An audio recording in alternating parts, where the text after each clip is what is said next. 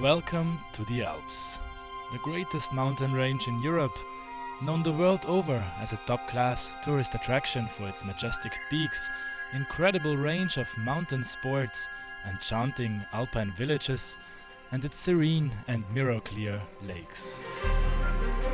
The mountain range spans 8 different countries, from France and Monaco in the west to Austria and Slovenia in the east, stretching 1,200 kilometers.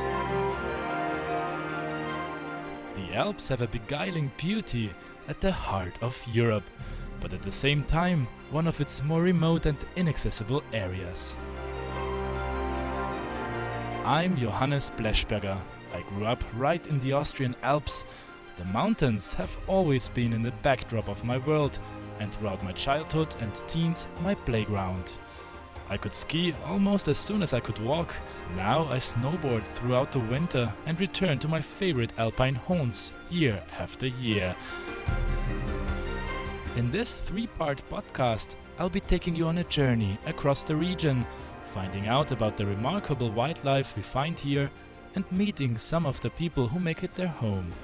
We're going to be looking at how climate change is affecting the people, landscape and wildlife of the Alps, and how some of these changes are happening before our very eyes.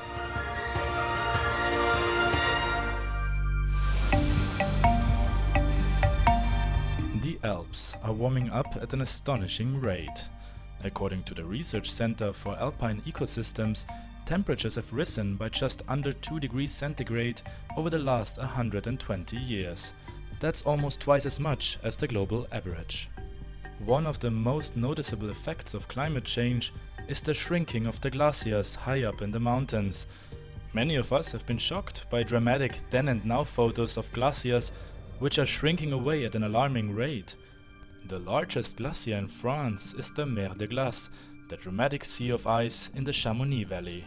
At 7 kilometers long and 200 meters deep, it's one of the biggest attractions in the Alps.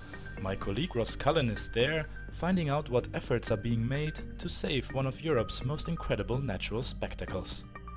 Thanks, Johannes. We're here in the French Alps and it really is spectacular. Mont Blanc and some of the other highest peaks in the Alps tower above us, well over 4,000 meters high. They're snow-covered, but further down, before the tree line, there are bare rock slopes, and a couple of hours ago we heard the artillery-like thunderous blasts of an avalanche and rockfall, boulders crashing down the cliff, leaving a ghostly plume of dust and ice hanging above.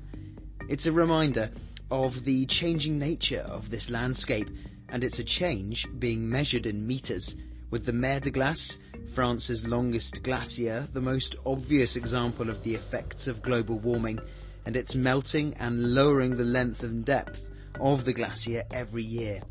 We've been speaking to people living and working in this region. Here's Ludovic Ravenel, a glaciologist who studies the effects of global warming in the region. This is the Mer de Glace, this is the main French glacier. It's the third one of the Alps. The name Mer de Glace has been given by the first tourist, 1741, 2 English guys. I've compared this glacier to a sea that has frozen very briefly. So this is the term sea of ice, Mer de Glace. And now the Mer de Glace is completely different as it was in the past, because when the first tourists came here, we were in the middle of the Little Ice Age, the last cold period.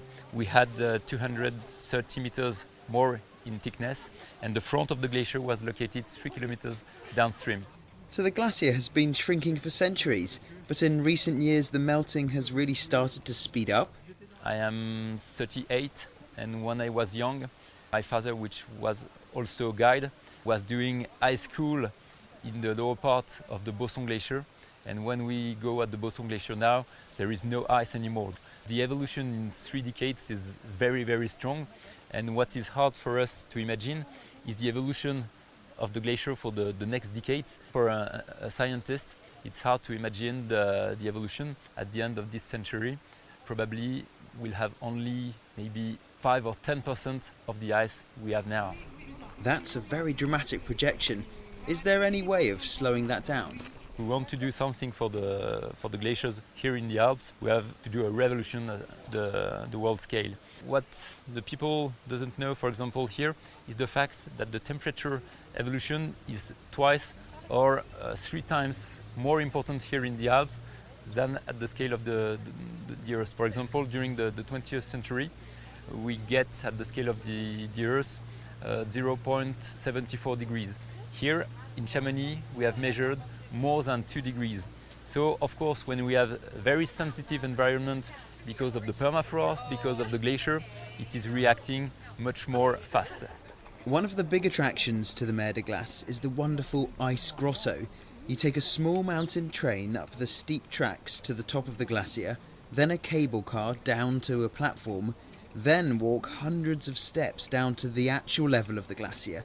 From there, you can go inside the ice, walking through a grotto that's been drilled. You're surrounded by blue ice, with only the drip of the meltwater around you. Mathieu Deschevin is the chief executive of the Compagnie de Mont Blanc, which runs all the transport in the valley, helping you get up to the glacier. When you go to the Mer de Glace, to my knowledge, there's no other place in the world where you see the impact that our way of living has on the glacier. Every year we have to add an additional 80 steps for people to have access to this glacier. That's tremendous. It's losing like 6 meters of ice every year. And this has been going on since it started in 1996. So it's been going on for some while, and it's expanding, and it's going quicker and quicker. Are there any other changes you've observed in recent years? We do see more and more rocks falling. We do see more and more wind at the top of the mountain. Very strong wind. In the past, very rarely we had winds over 200 kilometers per hour. Nowadays, every 2-3 years, we have winds of more than 300 kilometers per hour. That has changed. Well, it sounds like a pretty bleak situation.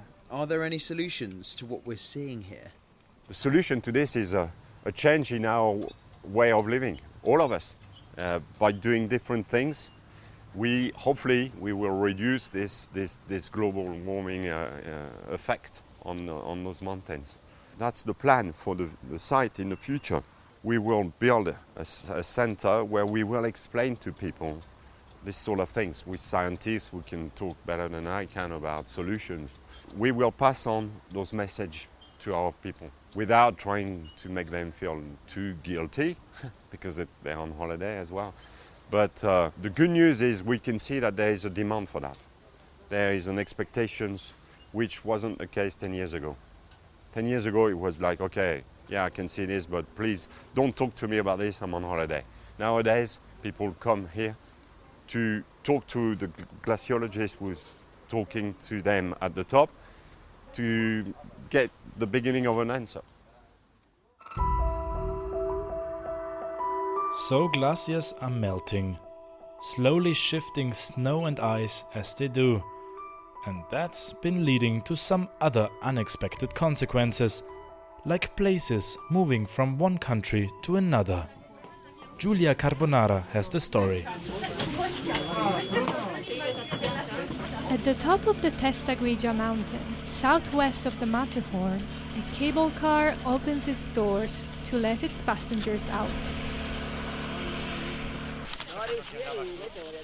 At an altitude of 3,500 meters, skiers and hikers from all over the world have reached the highest point at the Cervinia ski resort, one of the most famous and popular in Europe. Here you can ski even in summer, because we're so high up on the glacier, the snow never melts. Apart from a few lonely windswept flags on huts, tourists and sports people are largely unaware that they're crossing borders between countries. Switzerland meets Italy here on top of the Teodulo glacier. But there's one place up by the ski lifts that's rather confused about its national identity. Which flag it should be flying these days? It's the Rifugio Guido del Cervino restaurant and bar, an icy-roofed, cozy wooden hut that's been serving skiers and boarders slop-sized snacks in the sunshine. and often the icy fog, for almost 40 years. Then it was most definitely in Italy. But now manager Lucio Trucco is not so sure. Il rifugio guide del Cervino è stato costruito negli anni '80, precisamente. The hut, which we call a rifugio, was built in 1982. It was used as a refreshment and rescue center by alpinists and skiers from all over Europe. It's always been an important building. It was built on Italian territory. The problem now is that the owner wants to rebuild. After submitting the plans, we're told, well, actually, we don't know if the hut is in Italy or Switzerland.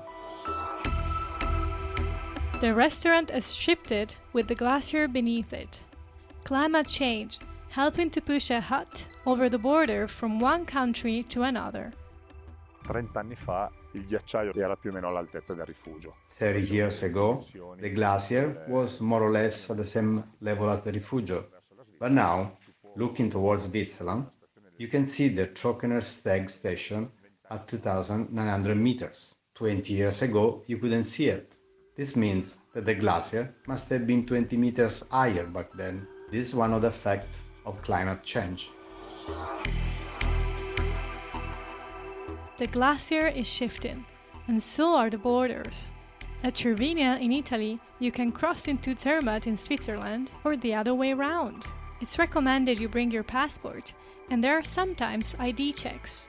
But these are difficult borders to cross. The only way you can get up the mountains is by cable car, and unless you're James Bond on a mission, you're unlikely to be moving from country to country off-piste at 3,000 meters.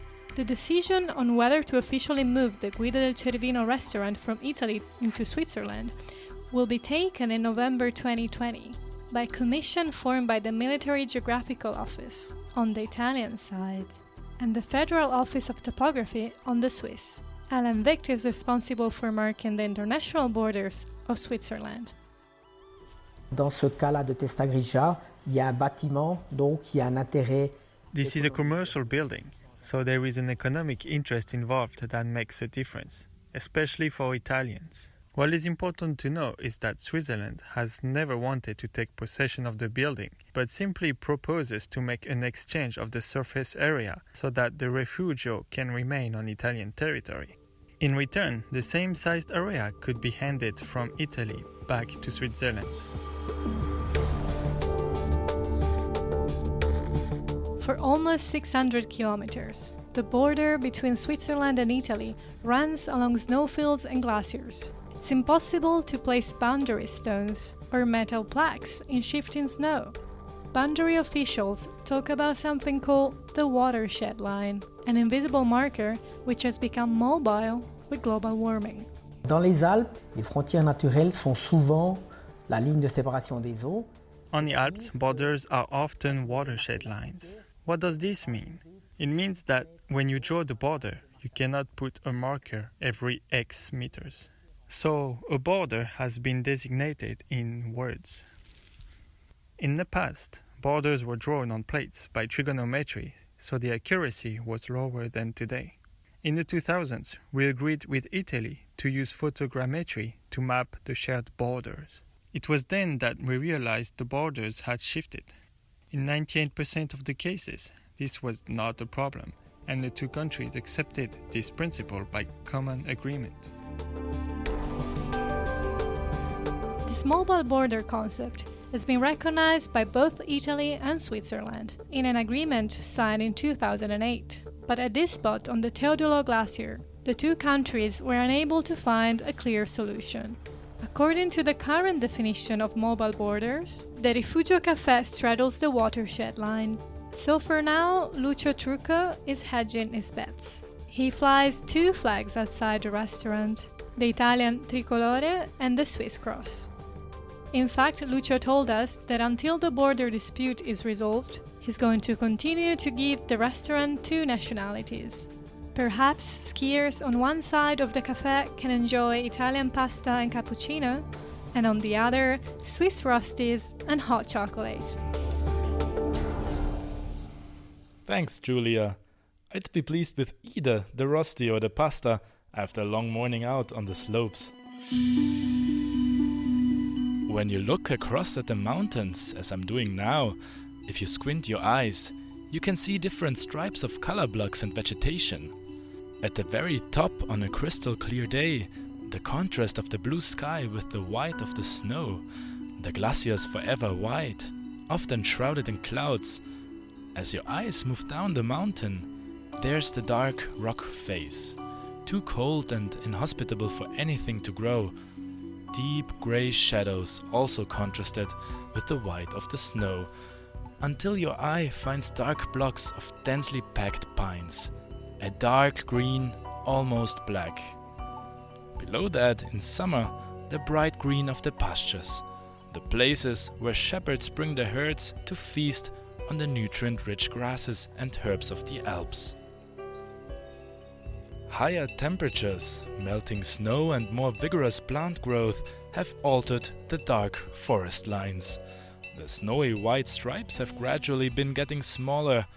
The dark green forest stripes are moving higher up the mountains, and the verdant lush green meadows rising higher too and beginning to disappear. In Austria, according to ecologists, the area of alpine pastures has shrunk by about 45% in the last 20 years.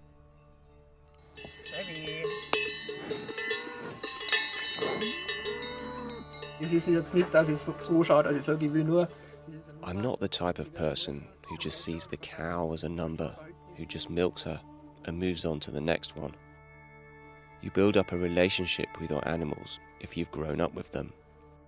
Bernhard Kendelbacher had to take over his parents' pasture farm in circumstances that were as unexpected as they were painful. It was Pentecost, 7 weeks after Easter, when my father died. He hanged himself. And then, 2 months later, my grandfather died. A lot happened that year. I asked myself whether or not I should carry on. Either I take over the whole farm and everything that entails, or I forget the whole thing.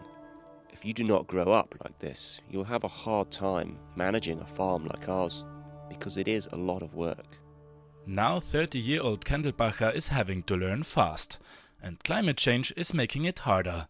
There's more vegetation on the mountains, and it's a challenge to keep down the weeds and bushes. Why should I clear the pastures of bushes when it'll all grow over again anyway?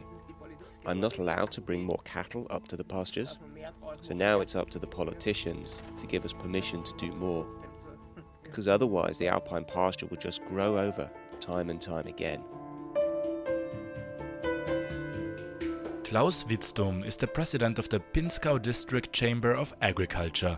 His organization has been setting up schemes to try and find more efficient ways of keeping the pastures clearer and making life easier for farmers.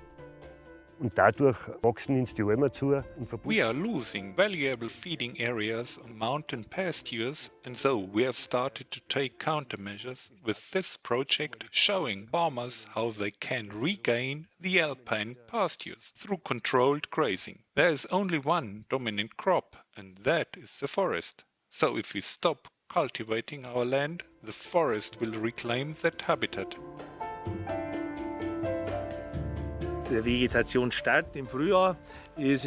Spring is now 3 to 4 weeks earlier than it was 50 or 60 years ago.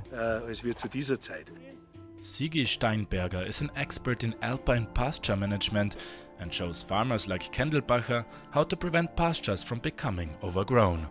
Wir versuchen ausreichend Vieh aufzutreiben, dass wir den Aufwuchs komplett wieder abweiden. Winters are getting shorter and the cooling effect of the snow is not so pronounced anymore. Especially in spring, we're losing the glaciers and more rock is exposed. More heat is being released. In the mountains, there's a drastic change in what's growing. Because the average temperature is up, there's more biomass growing, not only on the pastureland, but foresters are also noticing more trees. In the last 20 years, about 45% of the alpine pastures area in Austria have been lost through overgrowth and land going fallow.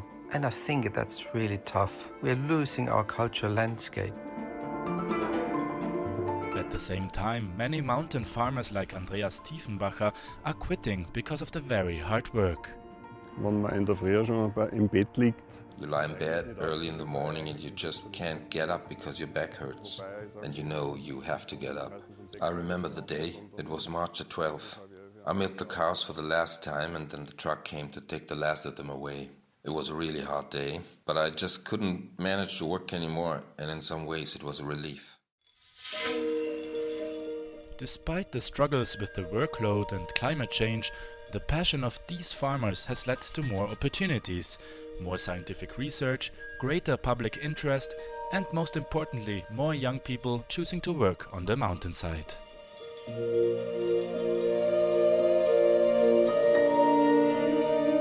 I'm standing in the green Pastureland. It's early September and the grass is a mixture of greens and in some places yellows, overgrown by weeds and scrubby bushes. I can walk easily in places, but in others the weeds have taken over and it's difficult to move through. Dwarf shrubs like blueberries and alpine roses have crept in, and in a few years trees might follow. Not enough cattle has been brought up in the past summers. Actually, when I was a child, I used to go with my family to pick blueberries from the bushes in the pastures, but little did I know these blueberries would be a big problem now. Comparing this and other pastures in the region with pictures we've got from 50 years ago show we've got a very different place. In 1970 the pastures were bright, almost luminescent green, the grass lush and reasonably uniform, a green velvety blanket scattered with alpine herbs and flowers. The darkness of the tree line behind the sharp contrast to the bright green in the picture, it's a rich mix of flora and fauna. This is the classic alpine picture you'll see on postcards, alpine chocolate boxes and Heidi, and what brings summer visitors to enjoy the rich but short-lived mix of alpine flowers and herbs in the Pastureland. Climate change is leading to more extreme storms right across the world, and the Alps is no exception. The Research Center for Alpine Ecosystems say we can expect more extreme weather events, like the storm which hit the Italian Alps in 2018. Here's Marco Colombo. This is the sound of a forest in the heart of the Alps. In 2018, a powerful storm known as Vaia hit the Alps in northeastern Italy. In just 4 days, gales of up to 200 kilometers per hour brought down a staggering 40 million trees in one of the most disastrous weather events ever recorded in the region. The havoc wreaked by Vaia is still visible today. The mountains here look bare, stripped of their spruce trees. But the local community has shown great resilience in clearing up after the storm. Io sono Giorgio Leonardelli, sono un maestro artigiano del Trentino. My name is Giorgio Leonardelli. I am a master craftsman from the Trentino region of northern Italy, where there is an ancient tradition of woodworking. Ci si perdeva dentro, non ci si poteva infilare. To begin with, you couldn't get into the wood because there were only fallen trees everywhere. It was like entering a game of Mikado.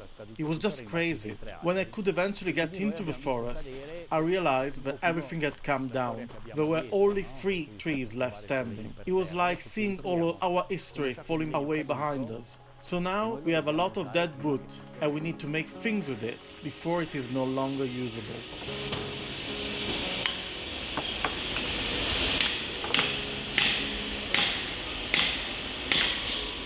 In his woodworking workshop a few kilometers from Trento, Giorgio crafts small speakers that naturally amplify music played on smartphones, thanks to a special design. All you have to do is to place the smartphone on the top of a wooden speaker and the sound is naturally amplified by the wood. They are called Vaia Cubes and are the product of a startup led by Federico Stefani, who was a student at the time of the storm. After seeing his community devastated by the winds, he decided to try and do something positive with the damage in the forest. Noi vogliamo dare dignità e una nuova vita a questi legni. We wanted to give dignity and new life to this timber. So we decided to create ViaCube so that we could use every single piece of wood that came down in the storm. I remembered that my grandfather gave me a small wooden speaker made with his own hands. From that object, I grasped this metaphor. We must amplify the history of this territory and the need to reconnect man with nature. Since then, we've worked with sound engineers, designers, and local craftsmen. ViaCube is sustainable because the material is all local, as are all the people we have involved in this project. But Federica's startup is not the only activity that tries to make these forests come alive again through music. One of the worst affected areas was the so-called Fiemme Valley, where violin maker Antonio Stradivari sourced the wood for his legendary instruments in the 17th century. In the Trentino Valley, in the village of Tesero, is one of the few companies in Europe which produces soundboards for violins, pianos and harps.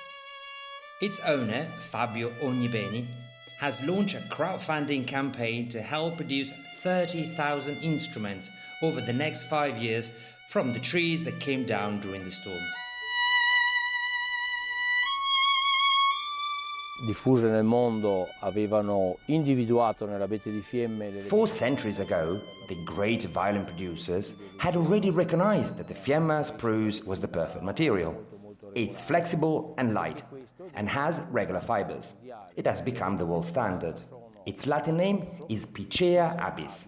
Just to give you an idea, in the Fiemme Valley, which is full of Picea abies, there are only 2 or 3 trees out of 1,000 which are suitable for the making of musical instruments.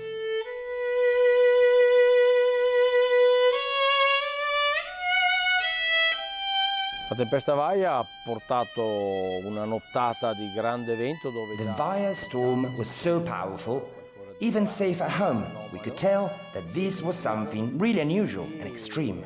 Over the following 2 days, we started to realize the extent of this catastrophic storm for our forest. Very quickly, we managed to get logging companies to bring the trunks down from the best areas to try and prevent them from deteriorating. They get fungus and mold if they're just left on the forest floor. We had to speed up the supply chain to have the timber for the music of the future. We set up a crowdfunding site called Save the Stradivari's Wood, and it was amazing. More than 900 people signed up, about a quarter from outside Italy. The news spread all over the place. We raised about 250,000 euros as a loan, which we are paying back over the next 2 years, as we are a non-profit organization. And this loan helped us to get an investment of 540,000 euros, which we have spent setting aside over 2 million cubic meters of logs. When Vaia struck 2 years ago, it wasn't just the forest, but the local economy which took a battering. By using modern tools to raise awareness about an environmental catastrophe, craftsmen using century-old tools have helped keeping music alive in the empty mountains, while the forests recover. Thanks, Marco. So now, as the sun is setting over the mountain landscape, there's a slight chill in the air, and the wind is gently picking up. There's always a moment when the sun disappears behind the mountain, as if a light switch is being turned off, and the colors and atmosphere change. Blues and grays begin to take over the sky, replacing the bright colors magnified by light rays from the snow. The pastures darken. The snow on the white of the mountain tops becomes a purple glow, even visible in the dark sometimes when there is moonlight. Everything becomes quieter. In some of the tourist resorts, the ski lifts are turned off and the snow plows finish up, leaving the nocturnal wildlife to come out and begin their search for food and prey.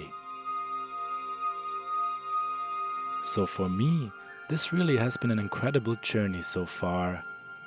I hope you'll join me and our other reporters in our next podcast, when we meet some of the creatures and species that make the Alps their home. We'll be talking about some of the extreme changes that wildlife in this extraordinary mountain range has been experiencing in recent years.